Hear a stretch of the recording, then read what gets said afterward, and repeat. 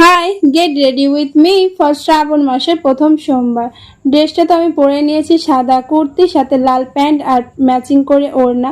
তো কি দুল পরবো সেটাই খুঁজছিলাম, বক্স ঘেটে ঘেটে সাদা মুক্ত কানেরগুলো বের করেছি, এটাই পরবো বলে ঠিক করেছি।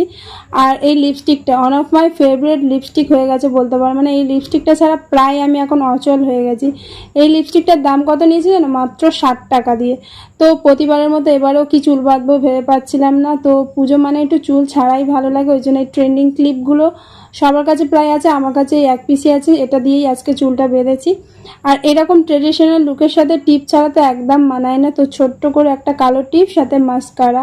ট্রেডিশনাল লুক মানে মাস্কারা ছাড়া তো আমি তো চলতে পারি না।